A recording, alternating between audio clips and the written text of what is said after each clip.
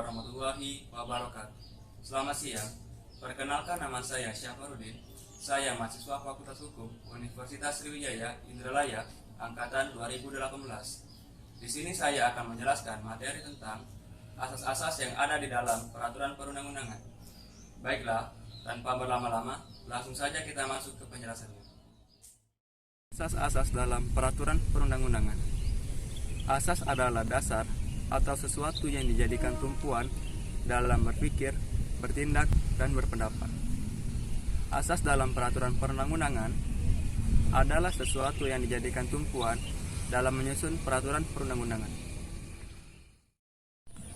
Dalam menyusun peraturan perundang-undangan, banyak para ahli yang mengemukakan pendapatnya. Meskipun berbeda redaksi, beragam pendapat itu mengarah pada substansi yang sama.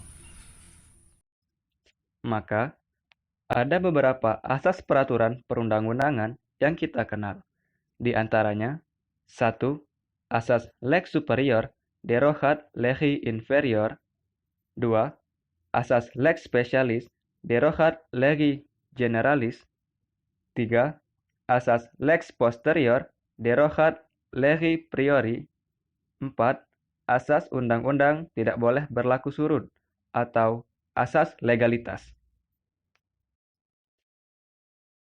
Asas lex superior derogat legi inferior, yang artinya peraturan yang lebih tinggi mengesampingkan yang rendah, atau asas hierarki. Dalam kerangka berpikir mengenai jenis dan hierarki peraturan perundang-undangan, pasti tidak terlepas dalam benak kita mengenai teori Staffenbaugh karya Hans Kelsen, atau teori Akuo. Hans Kelsen dalam teori Akuo membahas mengenai jenjang norma hukum, di mana ia berpendapat bahwa norma-norma hukum itu berjenjang-jenjang dan berlapis-lapis dalam suatu hierarki tata susunan.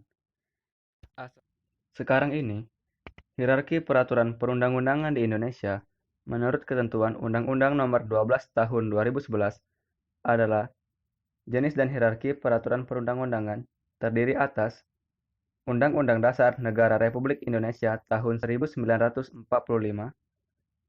Ketetapan Majelis Permusyawaratan Rakyat, Undang-Undang atau Peraturan Pemerintah Pengganti Undang-Undang, Peraturan Pemerintah, Peraturan Presiden, Peraturan Daerah Provinsi, dan Peraturan Daerah Kabupaten atau Kota.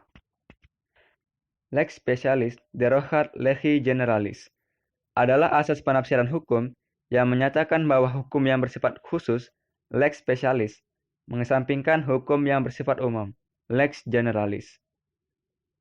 Ada beberapa prinsip yang harus diperhatikan dalam asas lex specialis, yaitu ketentuan-ketentuan yang didapat dalam aturan hukum umum tetap berlaku, kecuali yang diatur khusus dalam aturan hukum khusus tersebut.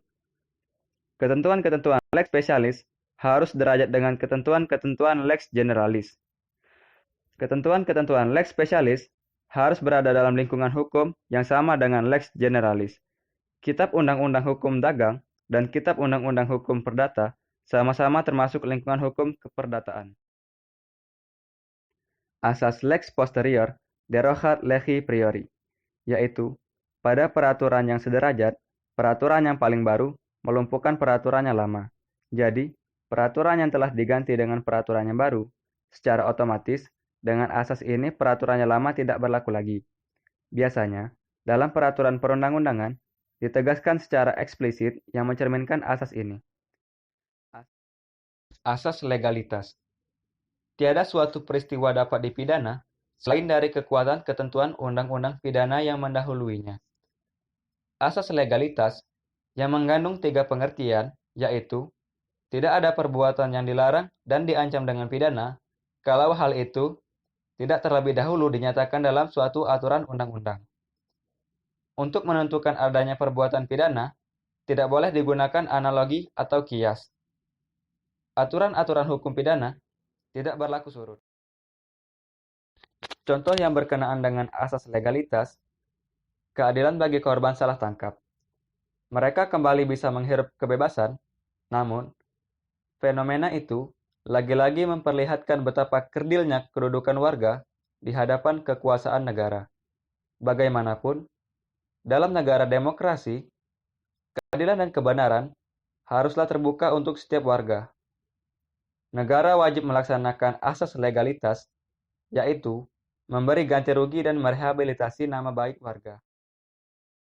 Baiklah, mungkin itu saja materi yang dapat saya sampaikan.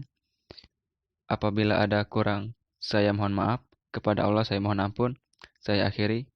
Wassalamualaikum warahmatullahi wabarakatuh.